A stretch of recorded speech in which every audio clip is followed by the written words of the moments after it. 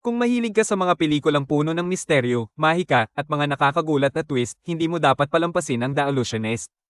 Isang obra na naglalakbay sa pagitan ng ilusyon at katotohanan, tiyak na mapapaisip ka at hahangaan ng bawat eksena ng pelikulang ito. Ang The Illusionist ay isang pelikula noong 2006 na nagtatampok kina Edward Norton, Jessica Biel, at Paul Giamatti.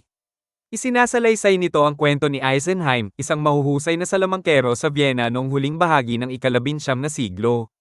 Sa kanyang pagtatanghal ng mahika, ginamit niya ang kanyang kakayahan upang hamanin ang mga makapangyarihan, kabilang ang malupit na Crown Prince Leopold. Bukod sa kanyang propesyon bilang salamangkero, muling nagtagpo sina Eisenheim at ang kanyang kababata at dating kasintahan na si Sophie, na ngayon ay ipinagkasundong mapang-asawa ni Prince Leopold. Ang kanilang muling pagkikita ay nagbigay daan sa isang mapanganib na laro ng intriga, pagtataksil, at pagmamahal. Sa gitna ng tensyon, ginamit ni Eisenheim ang kanyang mga ilusyon upang iliga ang mga mata ng batas at tulungan si Sophie na makalaya mula sa mahigpit na hawak ng prinsipe. Ang pelikula ay puno ng mga twist at kakaibang tagpo na mag-iiwan ng tanong sa mga manonood kung ano ang totoo at kung alin ang isang ilusyon lamang. Sa huli, ipinakita ng The Illusionist ang kapangyarihan ng pagmamahal, pagpupunyagi, at matalinong panlilinlang.